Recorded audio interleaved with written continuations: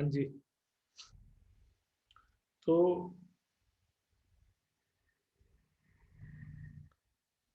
मैंने आप लोगों को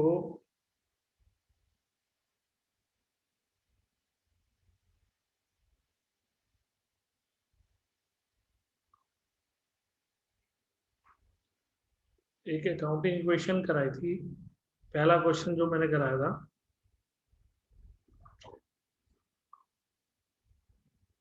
assets equal to capital plus liability. ठीक है, इसमें पहला था started business with cash. 50 lakh के कैश के साथ मैंने बिजनेस शुरू किया था। 50 लाख की कैपिटल इंट्रोड्यूस की थी।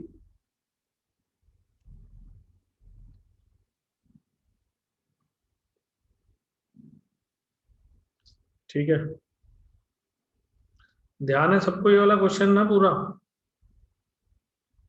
Yes sir. Yes sir. तो मैं इसको जल्दी जल्दी Yes. लिखता हूँ, फिर मैं इसी से लेजर आपको क्लियर करता हूँ। नेक्स्ट था परचेज्ड शॉप। तो एक शॉप की हेडिंग क्रिएट हुई, 20 लाख की शॉप आई, 20 लाख का कैश गया।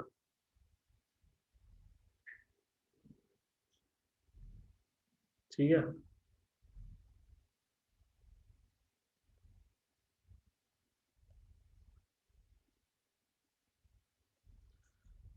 कैपिटल 50 लाख ही रही। फिर उसके बाद मैंने फर्नीचर परचेज किया था।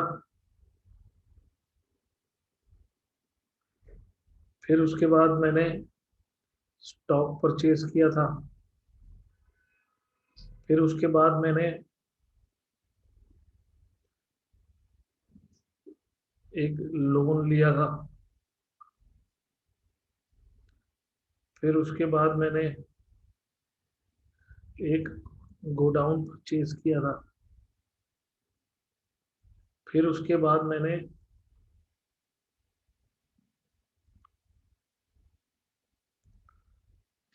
एक बैंक अकाउंट ओपन करवा के उसमें पैसे जमा कराए थे। ठीक है, ध्यान है ना? क्वेश्चन पूरा एज इट यस इज।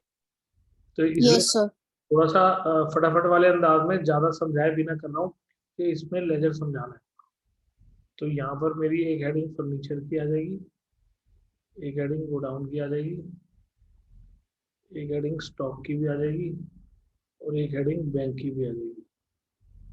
ठीक है, और इधर मेरी एक हेडिंग लोन की आ जाएगी। तो मैंने फर्नीचर खरीदा था, 10 लाख आए, 10 लाख का फर्नीचर आया, 10 लाख का कैश गया।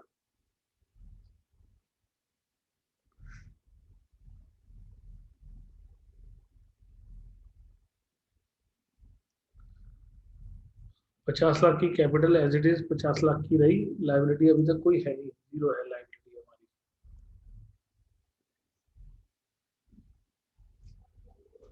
ठीक है, 15 लाख का मैंने स्टॉक खरीदा था। 15 लाख का स्टॉक खरीदा था और 15 लाख रुपए मेरी कैपिटल में से और उसकी कैश में से माइनस हो गया था। तो यानी कि मेरे पास बचा कितना था? 5 लाख। 20 लाख यहाँ, 10 लाख यहाँ, 15 लाख यहाँ। 50 लाख की कैपिटल थी, लाइबिलिटी जीरो थी। फिर मैंने लोन लिया 20 लाख रुपए का। तो 20 लाख का लोन लेने पर मेरा कैश बढ़ गया और मेरी लाइबिलिटी क्रिएट हो गई 20 लाख। ये हो गया 25 lakh plus 20 lakh plus 10 lakh plus 15 lakh equal to 50 lakh plus 20 lakh. यहाँ तक क्लियर है? कोई कंफ्यूजन, कोई डाउट तो नहीं है? No sir. सर। फिर मैंने गोडाउन खरीदा, यानी कि जो गोडाउन मैंने 10 लाख रुपए का गोडाउन लिया और 10 लाख रुपए मेरे कैश में से माइनस हो गए, यानी कि मेरे पास कैश बचा 15 लाख रुपए, 20 लाख रुपए, 10 लाख रुपए, 10 लाख रुपए, 15 लाख रुपए equal to 50 lakh plus 20 lakh. ठीक है। फिर इन्होंने कहा है कि हमने एक बैंक अकाउंट ओपन करा,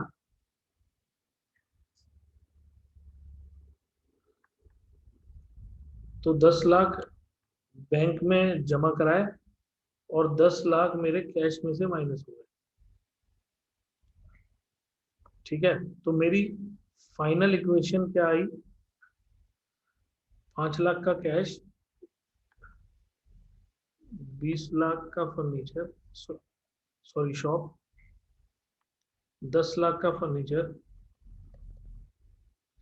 10 लाख का गोडाउन, 15 लाख का स्टॉक, 10 लाख का बैंक बैलेंस, 50 लाख की कैपिटल, 20 लाख का लोन। ठीक है, यहां तक क्लियर हुआ?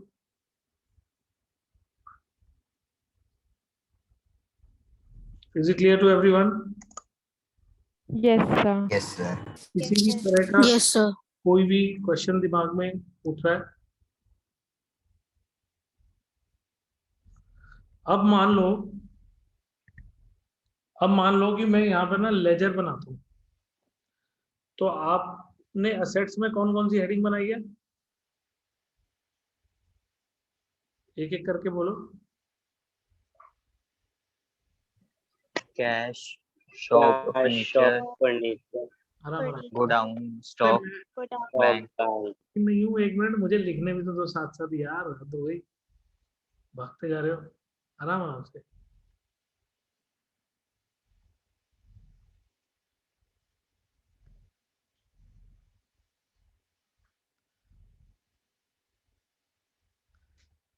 स्टॉक और क्या था? गोडाउन और क्या था?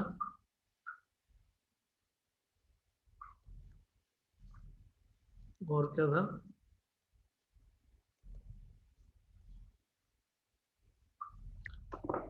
अब आपके सामने मैंने स्क्रीन के ऊपर ये जितनी जितनी हेडिंग्स दिख रही हैं, इन सबके लेजर्स क्रिएट कर दिए हैं मैंने। लोन का अलग लेजर है, कैपिटल का अलग लेजर है, ठीक है, और बैंक बैलेंस का अलग लेजर है, यानी कि 1 2 3 4 5 6 7 8। तो यहाँ पे 8 लेजर आपके सामने है। Is it clear? Yes sir. Yes sir.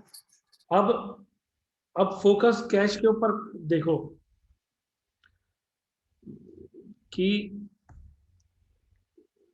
इसकी ये डेबिट साइड है, ये क्रेडिट साइड है, फर्नीचर की ये डेबिट साइड है, ये क्रेडिट साइड है, गोडाउन की ये डेबिट साइड है, ये क्रेडिट साइड है, कैपिटल की ये डेबिट साइड है, ये क्रेडिट साइड है, शॉप की debit side, credit side, debit side, credit side, debit side, credit side, loan के लिए भी ये डेबिट साइड है, क्रेडिट साइड है।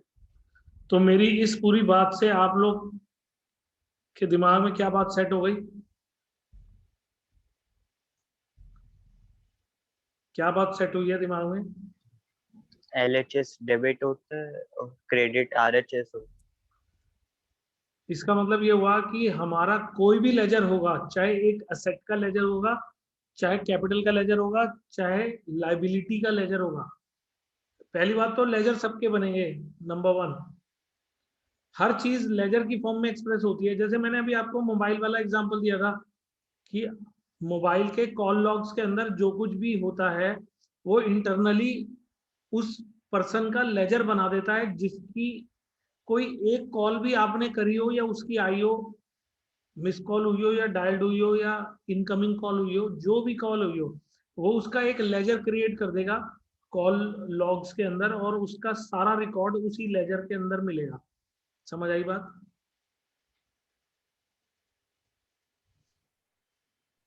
Yes, sir. उसी तरीके से हम लोग अकाउंट्स के अंदर भी हर चीज को एक लेजर की फॉर्म में एक्सप्रेस करेंगे। जैसे मैंने ये एग्जांपल लिया तो मैंने कैश को यहाँ पे लेजर की फॉर्म में लिखा। अब ध्यान से देखना, हर लेजर के अंदर एक प्लस साइड होगी और एक माइनस साइड होगी। ऑब्जर्व, कैश में 50 लाख प्लस हुए, फिर 20 लाख माइनस हुए। मैं इसकी बात कर रहा हूं, मैं सिर्फ इसके ऊपर ध्यान देने के लिए कह रहा हूं। 20 लाख माइनस हुए, फिर उसके बाद 10 लाख माइनस हुए, फिर उसके बाद 15 लाख माइनस हुए, फिर उसके बाद 20 लाख प्लस हुए, फिर उसके बाद 10 लाख माइनस हुए कैश में से, फिर उसके बाद 10 लाख और माइनस हुए कैश में से।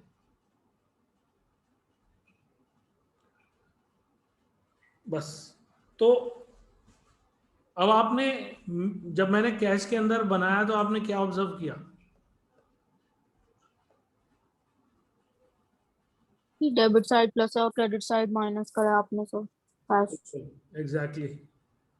क्या किसी और ने कोई और बात ऑब्जर्व करी, या सबने ये बात ध्यान दी कि मैंने डेबिट वाली साइड पर सारी प्लस वाली आइटम रखी हैं उसकी, और क्रेडिट वाली साइड पर सारी माइनस?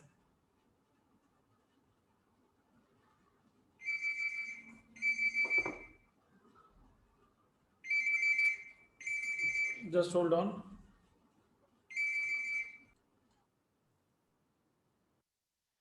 हाँ, तो आप लोगों ने ऑब्जर्व करा कि मैंने कैश के अंदर डेबिट साइड पे सारा प्लस वाला डाला, क्रेडिट साइड पे माइनस। अब ऐसे मैं शॉप की बात करता हूं। शॉप में 20 लाख प्लस हुए हैं और कुछ नहीं हुआ। फर्नीचर में 10 लाख प्लस हुए हैं और कुछ नहीं हुआ।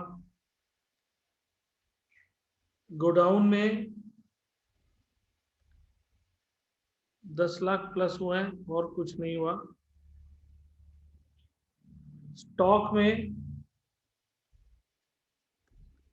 15 लाख प्लस हुए हैं और कुछ नहीं हुआ। बैंक बैलेंस में 10 लाख प्लस हुए हैं और कुछ नहीं हुआ। कैपिटल में, point to be noted, capital में 50 लाख प्लस हुए हैं और कुछ नहीं हुआ। और लोन में 20 लाख प्लस हुए हैं और कुछ नहीं हुआ। अब आपने क्या बात ऑब्जर्व करी? सर कि अब क्रेडिट साइड में जो जहाँ पे प्लस हुआ है वो वाला लिखा है।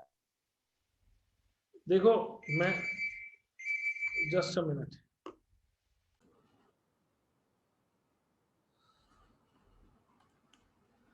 देखो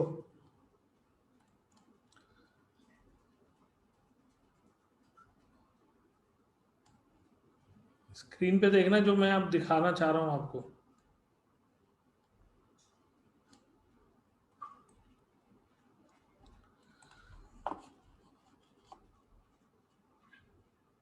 एक्चुअली में होता क्या है, जितने भी हमारे असेट्स होते हैं,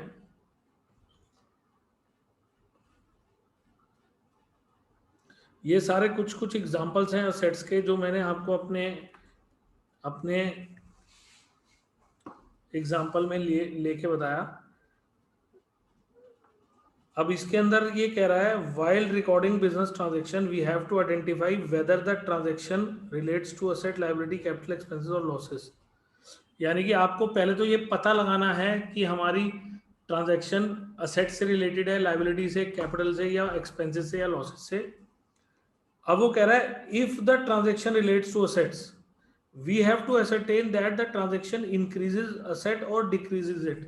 यानी कि वो उसको बढ़ा रही है या उसको घटा रही है। तो एक असेट के लिए ये एक रूल है फिलहाल मैं इसको रूल बोल रहा हूं, लेकिन कई बार बच्चे कहते हैं कि सर ये जरूरी है, हम तो उल्टा रूल बनाएंगे।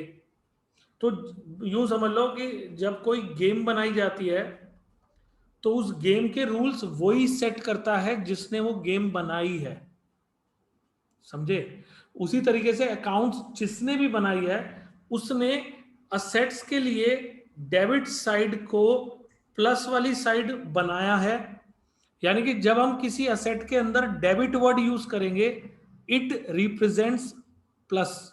मतलब जब जब कोई असेट आप बुक्स में प्लस करना चाहोगे, आप उसको डेबिट करोगे या लिखोगे कि ये असेट डेबिट हो गया, मतलब इंक्रीज हो गया। डेबिट का मतलब इंक्रीज होता है एक असेट के लिए। ये याद करने वाली बात है, इसमें कोई लॉजिक नहीं है, ये बनाने वाले ने बस बना दिया। जैसे मैं आपसे पूछता हूं कि ये मेरा राइट हैंड है, ये मेरा राइट हैंड है और ये मेरा लेफ्ट हैंड है। मुझे एक बात बताओ, हम राइट हैंड को राइट हैंड क्यों कहते हैं? कोई बताएगा?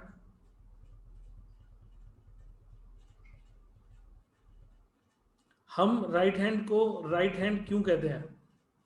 क्या राइट हैंड का कोई डिक्शनरी में मतलब होता है, डिक्शनरी मीनिंग होता है?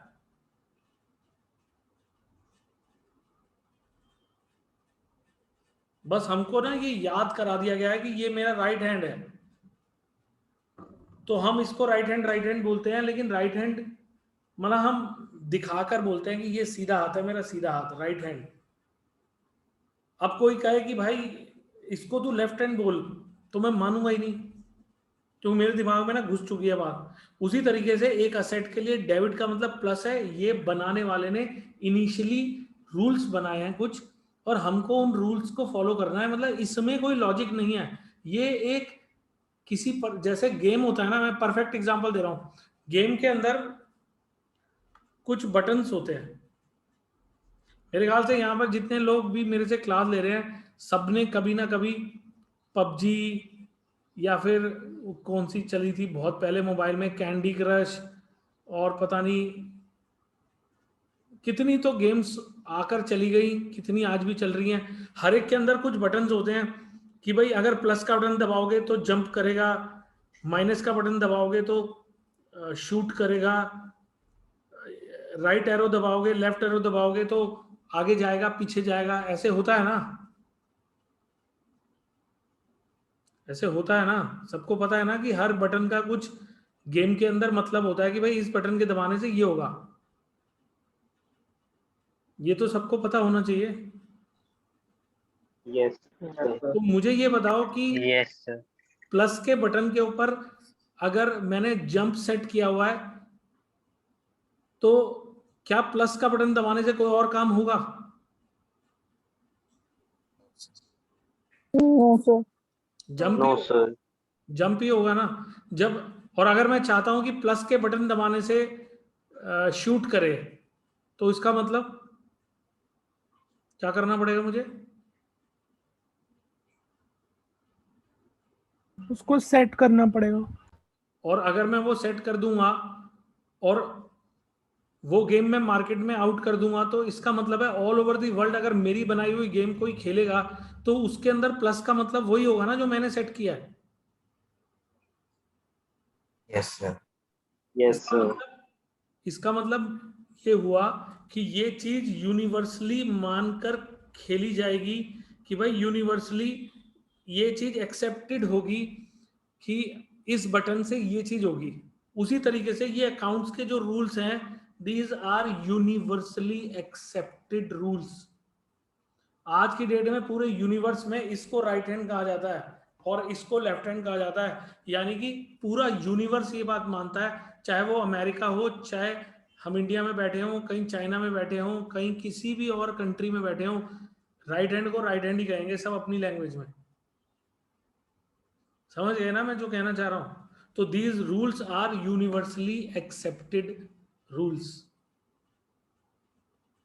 इनको आप एजम्पशंस भी कह सकते हो कि ये सारी ना कुछ एजम्पशंस हैं जो जिसने अकाउंट्स बनाई है उसने ये एजम्पशंस लेकर अकाउंट्स बनाई है, और इन अकाउंट्स को बनाने से मतलब ये accounts all over the world में ऐसे ही फॉलो की जाती है। यानी कि अगर मैं आपको सिखा रहा हूँ एक असेट के लिए डेबिट साइड प्लस साइड होती है और क्रेडिट साइड माइनस साइड होती है, तो इसका मतलब है ऑल ओवर दी वर्ल्ड यही एजम्पशन है।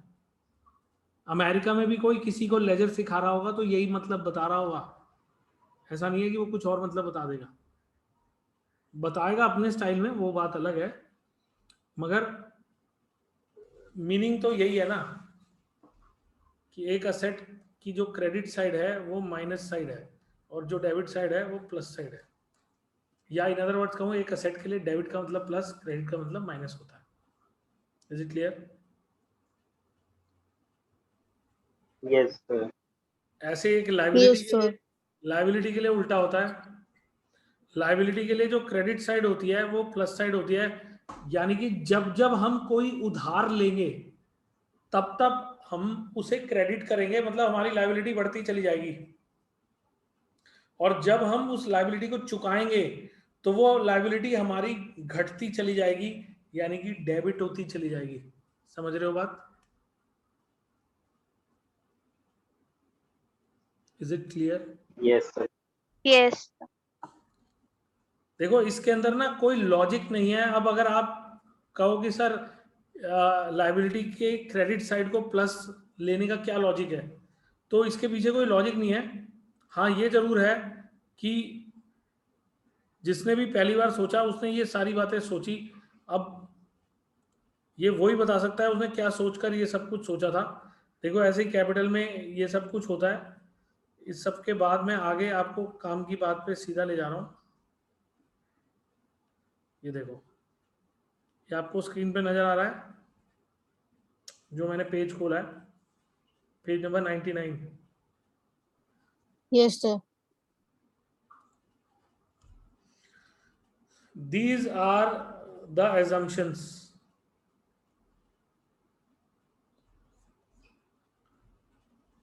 followed universally।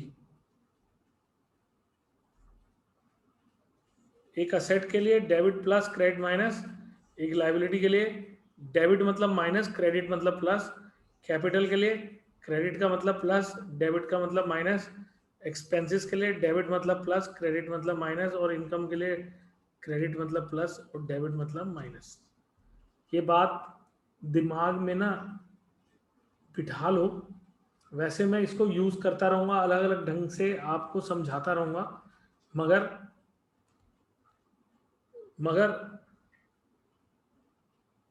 याद तो फिर भी हमें करना ही पड़ेगा। ठीक है, ये वाली बात दिमाग में कुछ कुछ याद हुई आप लोगों के, नहीं हुई?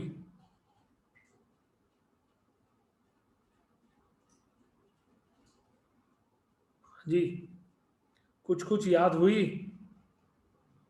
Yes, sir. Yes, sir. Yes sir. अच्छा एक बात बताओ, अब आपको तो मैंने बड़ी मुश्किल से इधर उधर से घुमा फिराकर आपके दिमाग में इस बात को डालने की कोशिश की है कि एक असेट के लिए डेबिट मतलब प्लस क्रेडिट मतलब माइनस। अब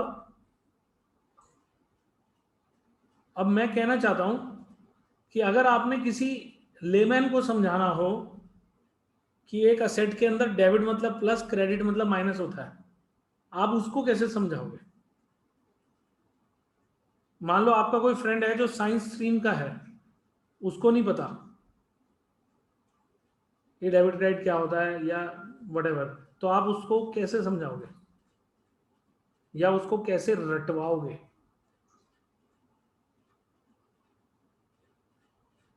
Anybody? एग्जाम्पल देके। कैसे दो ना, मैं वेट कर रहा हूँ, सुनना चाह रहा हूँ।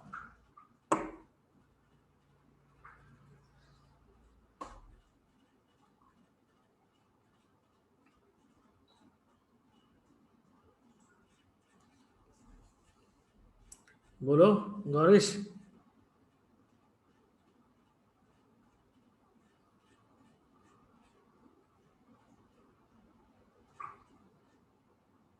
गौरीश कहाँ चले गए?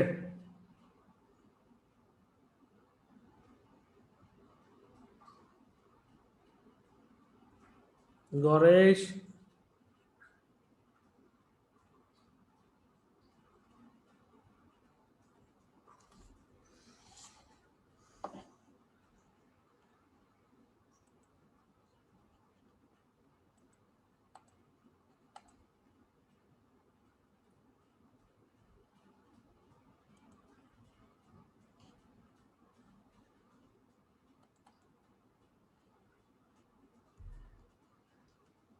हाँ जी, कोई और? सर जो डेबिट होता है वो होता है इंक्रीज इन एसेट, उसे दूसरी तरीके से हम ये भी बोल सकते हैं कि डिक्रीज इन लायबिलिटी। नहीं नहीं, अभी आप सिर्फ असेट को फोकस करो, सिर्फ असेट को।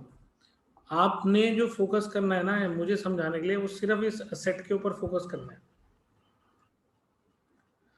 मैं आपसे सिर्फ ये पूछना चाह रहा हूं कि अगर आपने एक लेमैन को ये समझाना हो कि एक असेट में डेबिट का मतलब प्लस होता है और क्रेडिट का मतलब माइनस, एक लेमैन को समझाना हो तो आप उसे क्या बोलोगे?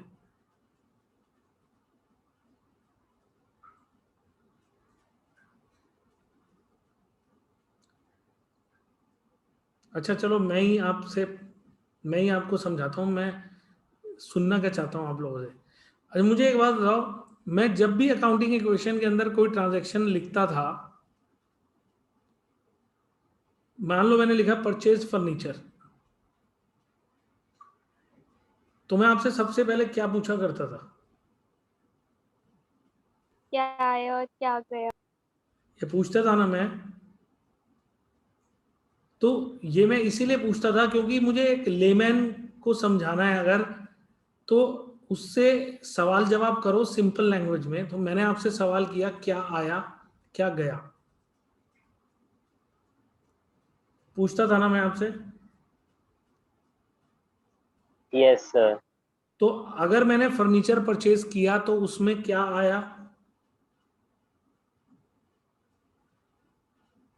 फर्नीचर। फर्नीचर आया। क्या गया? कैश। कैश। तो आप अपने उस फ्रेंड को बोलोगे कि देख, डेबिट तो तू फर्नीचर को कर दे और क्रेडिट तू कैश को कर दे, क्योंकि फर्नीचर आ रहा है, कैश जा रहा है। समझे बात जो मैं कहना चाह रहा हूं? Yes sir. यानी कि अगर मैं क्या आया क्या गया, जो आया उसे डेबिट कर रहा हूं, जो गया उसे क्रेडिट कर रहा हूं, तो मैं उसे इंग्लिश में कैसे बोलूंगा? Debit goes in and credit goes out. अब देखो मैं पेज को ऊपर ले जा रहा हूं। These are the rules of debit and credit जो आपको स्क्रीन पे नजर आ रहे हैं। दीज आर द रूल्स, देखो स्क्रीन पे। हाँ सर, अब ठीक ठीक है मैं कर रहा हूँ।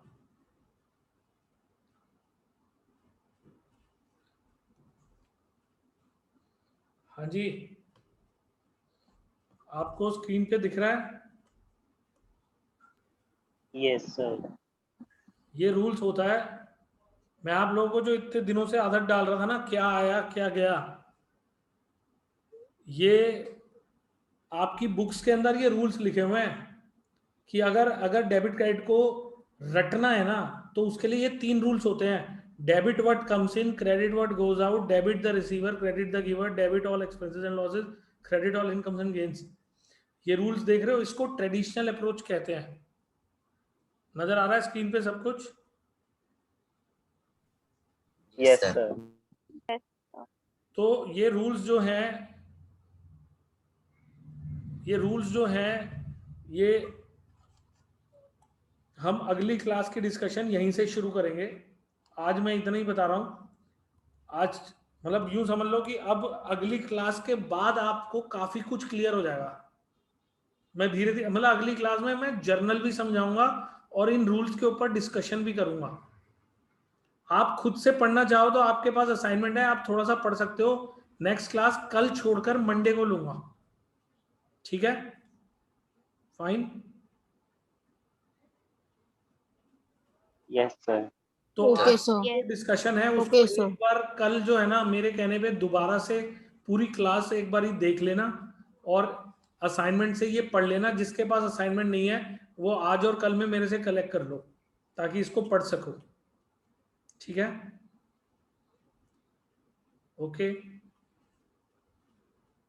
Yes sir. ठीक है, ओके फिर सर। मैं आज क्लास यहीं खत्म कर रहा हूँ।